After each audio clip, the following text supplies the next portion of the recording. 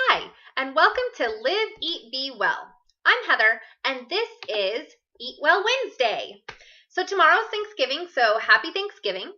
And I wanted to spend today talking about what I eat, how my family eats, because I think that that's really helpful for understanding sort of our point of view in life. And it will be really helpful in our future videos when you get to see what I cook and how we eat those things. So, we eat a whole foods, plant based diet. And essentially, what we eat is a high carb, low fat diet. But I firmly believe that each person in each family, that you have to find your own way. You have to find out what works for your family. So I have 5 people in my family, and we all have different tastes. I happen to have one very picky eater, and we have a budget. I'm not rich. I don't have unlimited money that I can spend on food, and I have to find a way to make our meals for 5 people fit inside of my budget and our taste preferences. So you have to do the same. And the way that I did that is I watched videos, I read books, I took inspiration from lots of different places. I took inspiration from McDougall, from Engine 2, from Happy Herbivore, from 80-10-10, from other YouTubers like Durian Ryder and Freely, and from The Blissful Chef, and just a lot of people, my friends, my family.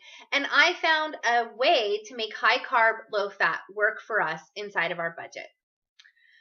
And I wanted to make this a super positive video and talk to you about all the bountiful things that I get to eat, because this really is a diet of abundance, a lifestyle of abundance. But I thought if you're new to whole food plant-based diets, it might actually be more helpful if I talk about what I don't eat.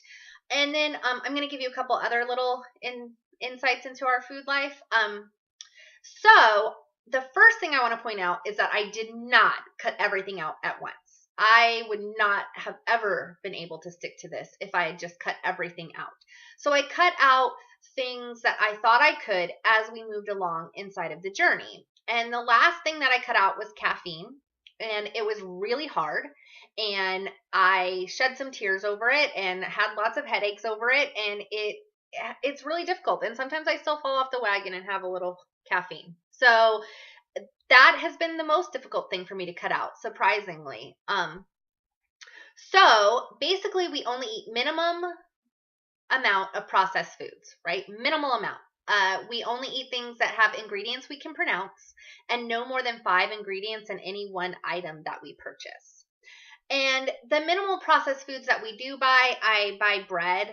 My kids eat peanut butter and jelly and toast and stuff. I don't really eat bread, but we do. We buy corn tortillas. We buy some pastas, just things like that. Minimally processed sort of ingredients. We eat no animal products. None. Zero. Zed. Zip. Zilch. No animal products. That means we don't eat dairy. We don't eat meat for sure. We don't eat eggs. We don't eat honey. We don't eat anything that came from an animal. If there's any way that an animal could have been involved, we don't eat it. So that means that we also don't eat gelatin. We don't eat sugar that's been refined with bone char. So we really don't eat any animal products. That's first and foremost. And I did cut out all animal products at the same time. When I decided to go vegan, we just cut everything out. We decided one day, next day, everything with all animal products were gone. So that was a really big step for us. And I think that if you watch movies like Forks Over Knives, that can be really helpful in helping you transition and figure out why you need to not be eating animal products. And if your health isn't a good enough reason, then you can watch Earthlings, and trust me, you will be convinced after that.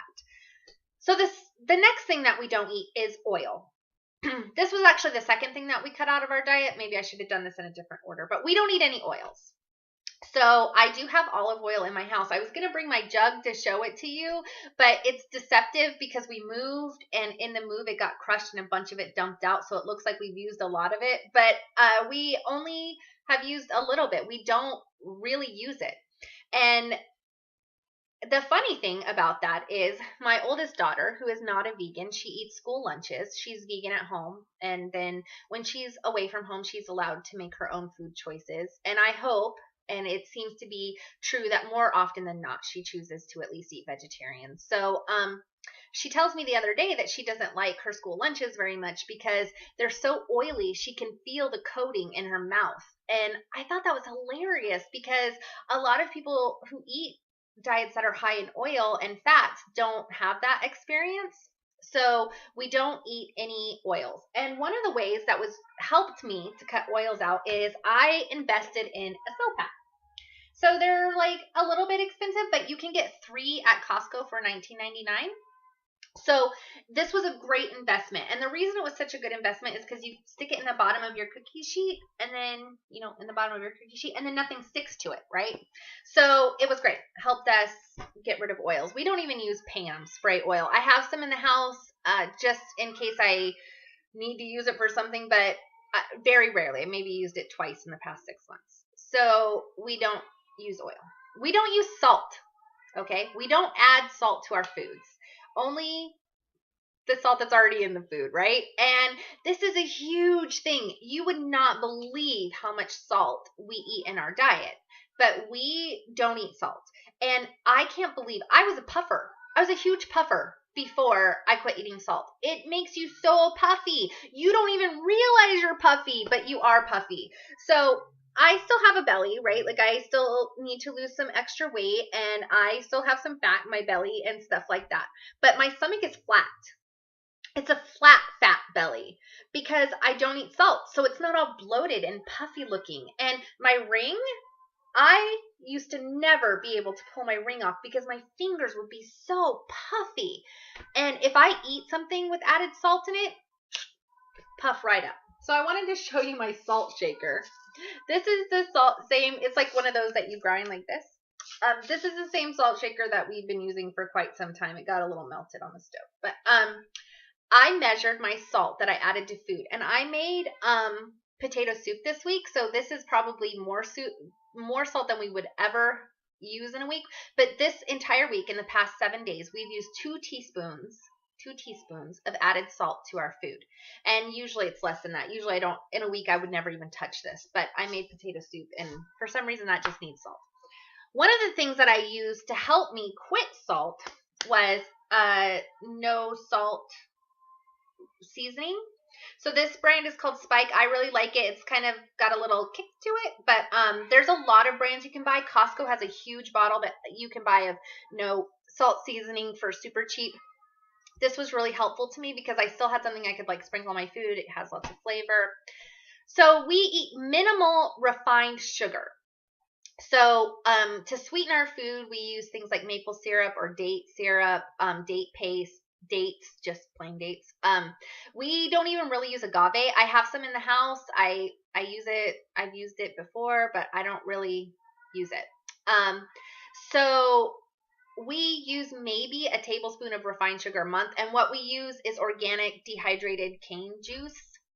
And we only, like today I made pumpkin pie, right, for Thanksgiving. So I added some sugar to that.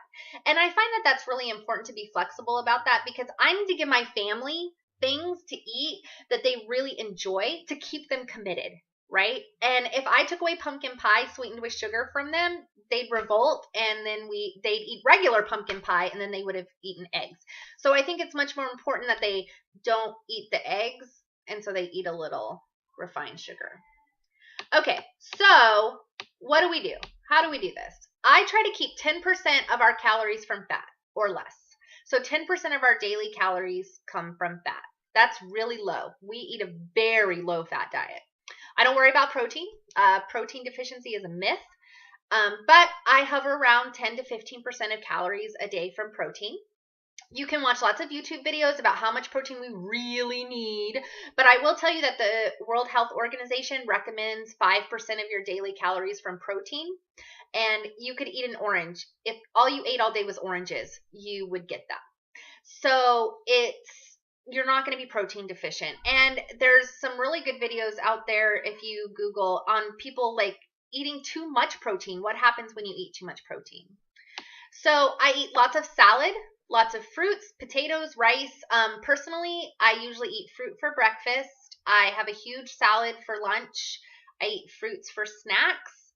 dinner starch-based, like potatoes with loads of veggies. And the most important thing is I don't count calories. I never restrict myself. This is a this is a lifestyle of abundance. Eat what you want, right? Eat what you want. So I eat what I want. I usually eat, 1,800, 1,500, 1,800 calories a day, sometimes way more than that. Sometimes less. I don't really count because I don't think that I need to. And I've lost 37 pounds and I haven't counted a calorie and I don't exercise. So that's embarrassing. And I'm going to start exercising. So I hope to update you guys on that. But I just wanted to lay this out so that in my future food videos, you can see what I eat, what I don't eat, where I'm coming from. We're whole foods, plant-based, low fat. That's the way to go. That's the ticket, people. Whole food, plant-based, low fat, high carb. And I've lost 37 pounds and still counting. Every time I get on the scale, I've lost more weight. I feel great. I have energy. I'm super happy. I mean, it's changed my life. And in one of my future videos, probably a Friday video, I'm going to talk about some of the positive effects that I've had from eating this way. So if you have any questions about eating a whole foods plant-based diet, why I don't eat certain things or how I cope with not eating those things, you can put comments below. I don't want to make these videos too long, so in future videos, I'm sure I'll get into a lot more things. Maybe I'll discuss each thing individually. So you can put comments below. Please like it if you liked it and subscribe to my channel. Thanks.